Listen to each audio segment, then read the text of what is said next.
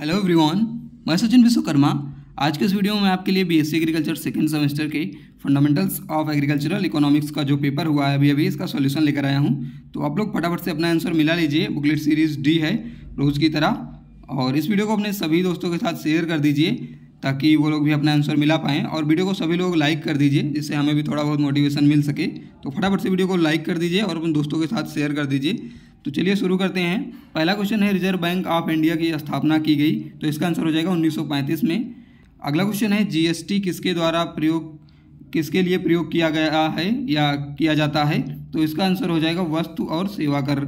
Option D correct होगा। अगला question है, भारत में जीएसटी प्रभाव में आया, तो ये आया था 1 जुलाई 2017 में। अगला क्वेश्चन है, निम्नलिखित में से कौन एक अप्रत्यक्ष कर है, तो इसका आंसर हो जाएगा मूल्यवर्धित। ऑप्शन डी करेक्ट होगा। अगला क्वेश्चन है, रिकार्डो के अनुसार लगान उत्पन्न होता है, तो रिकार्डो के अनुसार लगान उत्पन्न होता है भूमि की दुर्लभता से। ऑप्शन सी इसका करेक्ट होगा।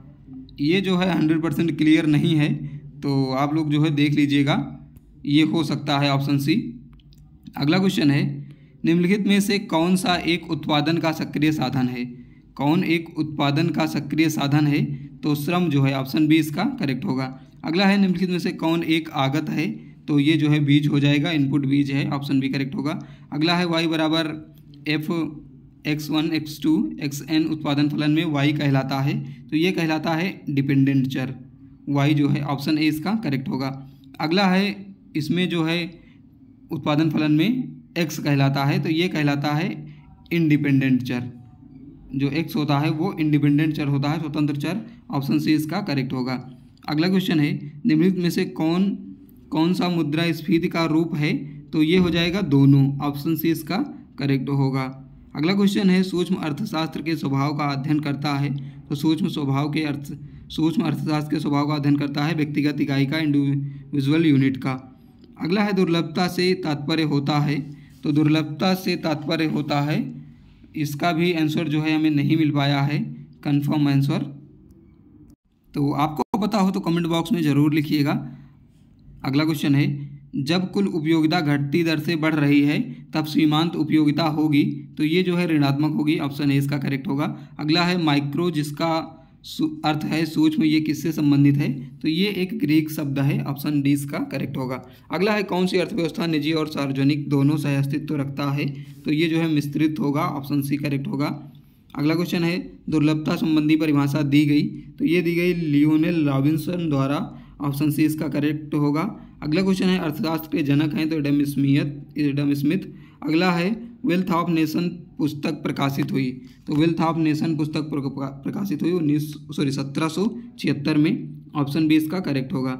अगला क्वेश्चन है, अर्थशास्त्र की विषय वस्तु संबंध रखती है, तो अर्थशास्त्र की विषय वस्तु संबंध रखती है इन सभी से, तो ऑप्शन डी इसका करेक्ट हो जाएगा। अगला क्वेश्चन है, निम्नलिखित में से कौन सी वस्तु प्रयोग में मूल्य रखती है, तो ये जो है मुफ्त वस्तुएं और आर्थिक वस्तुएं दोनों हो जाएगा। ऑप्शन सी इसका करेक्ट होगा। अगला है, सीमांत उपयोगिता का अर्थ होता है, तो इसका अर्थ होता है अतिरिक्त इकाई की उपयोगिता। ऑप्शन सी करेक्ट होगा। अगला है, एक तटस्थता वक्र प्रदर्शित करता है, तो ये प्रदर्शित करता है दो वस्तुएं। ऑप्शन बी करेक्ट होगा। अगला है, भारतीय अर्थव्यवस्था है, तो भारतीय अर्थव्यवस्था एक मिश्रित अर्थव्यवस्था है। ऑप्शन सी करेक्ट होगा। अगला क्वेश्चन है, निम्नलिखित में से कौन प्रत्यक्ष उपभोग से संबंधित है, तो ये हो जाएगा भोजन। ऑप्शन ए करेक्ट होगा। अगला क्वेश्चन है, घटती हुई सीमांत उपयोगिता का नियम प्रयोग होता है, तो घटती हुई सीमांत उपयोगिता का नियम प्रयोग होता है उपभोग के लिए। ऑप्शन बी करेक्ट होगा। अगला क्वेश्चन है, सम सीमांत उपयोगिता का नियम अन्य नाम से जाना जाता है, तो इसे जो है अधिकतम संतुष्टि का नियम भी कहते हैं। अगला क्वेश्चन है, उपभोक्ता की बचत की अवधारणा दी, उपभोक्ता की बचत अवधारणा किसने दी, तो ये दी थी मार्शल ने। ऑप्शन डी करेक्ट होगा।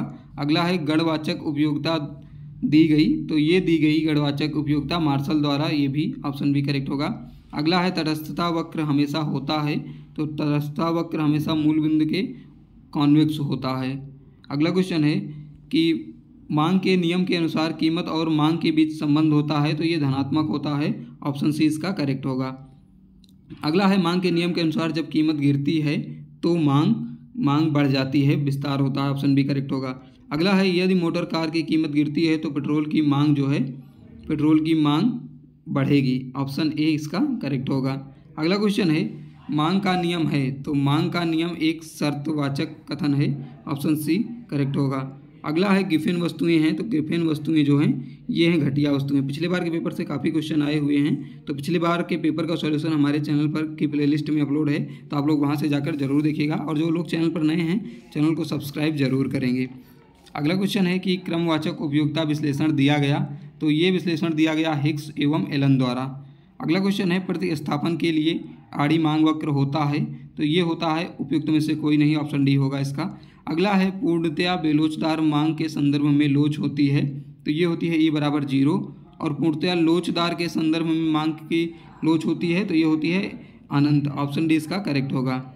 अगला है यदि एक वस्तु की मांग 5% परिवर्तन होने पर मांग की मात्रा में 15% परिवर्तन होता है, तो लोच हो जाएगी इसकी 3, ऑप्शन ए करेक्ट होगा। अगला है श्रम को अलग नहीं किया जा सकता है, तो इसको जो है श्रमिक से, ऑप्शन डी सी करेक्ट होगा। अगला है पूंजी के लिए पुरस्कार है, तो पूंजी के लिए पुरस्कार है ब्याज, ऑप्शन सी करेक्ट होगा। इसके बाद अगला है भूमि के लिए दिया गया पुरस्कार है, तो भूमि के लिए दिया गया पुरस्कार जो है लगान होता है, ऑप्शन डी करेक्ट होगा।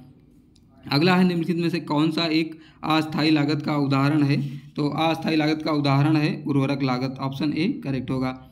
अगला है जब सीमांत आय शून्य है तो कुल आय होगी, तो ये अधिकतम होगी। अगला क्वेश्चन है एकाधिकार के अंतर्गत लाभ को अधिकतम किया जा सकता है, तो जब MC बराबर MR होगा तब। अगला क्वेश्चन है पूर्ण प्रतियोगिता में मांग वक्र का आकार होता है, तो पूर्ण प्रतियोगिता में मांग वक्र का आकार होता है एक्स अक्ष के समांतर। अगला है एक वस्तु की आपूर्ति में वृद्धि का कारण होता है, तो ये होता है संबंधित वस्तुओं की कीमत में वृद्धि, ऑप्शन सी करेक्ट होगा। अगला है एक फर्म कीमत पर नियंत्रण नहीं रखती है, तो ये नहीं रखती है पूर्ण प्रतिस्पर्धा में, ऑप्शन बी इसका करेक्ट होगा। अगला है उत्पादन लागत में कमी से आपूर्ति जो है वो बढ़ती है, ऑप्शन ए इसका करेक्ट होगा। अगला है जनसंख्या का सिद्धांत दिया गया, तो ये माथल्स द्वारा दिया गया था। और इसके बाद है राष्ट्रीय आय का तात्पर्य है, तो राष्ट्रीय आय का तात्पर्य होता है साधन लागत पर सकल राष्ट्रीय उत्पाद, ऑप्शन बी करेक्ट होगा। अगला है सकल घरेलू उत्पाद और शुद्ध घरेलू उत्पाद के बीच अंतर होता है, तो ये होता है प्रत्यक्ष कर direct tax, option A correct होगा। अगला है शुद्ध राष्ट्रीय उत्पाद बराबर होता है, तो ये होता है सकल राष्ट्रीय उत्पाद माइनस गिरसावट के बराबर, 53 का डी सही है। अगला है राष्ट्रीय आय की गणना करने की विधि है, तो ये हो जाएगी उपयुक्त सभी, ये सभी विधियाँ राष्ट्रीय आय की गणना करने की विधियाँ हैं। अगला है प्रति व्यक्ति आय बराबर होती है, तो ये होती है राष्ट्रीय आय बटे जनसंख्या के, ऑप्शन बी करेक्ट होगा। अगला है भारत में राष्ट्रीय आय की गणना की जाती है, तो ये की जाती है स्थिर कीमत पर, ऑप्शन बी इसका करेक्ट होगा। इसके बाद अगला है मुद्रास्फीति की स्थिति में मुद्रा का मूल्य जो है ये गिरता है, ऑप्शन ए इसका करेक्ट होगा। अगला है निम्नलिखित में से किसे मुद्रास्फीति से सर्वाधिक लाभ होता है, तो इसमें हो जाएगा रेडी को, ऑप्शन सी करेक्ट होगा। तो वीडियो अच्छा लग रहा हो तो वीडियो को लाइक यार जरूर करिएगा। अगला क्वेश्चन है निम्नलिखित में से कौन सा सबसे अधिक तरल संपत्ति माना जाता है, तो ये होगा मुद्रा सबसे अधिक तरल संपत्ति है, ऑप्शन बी करेक्ट है। और लास्ट है अर्थशास्त्र के लेखक, तो ये हो जाएगा चाणक्य, ऑप्शन बी इसका करेक्ट होगा। तो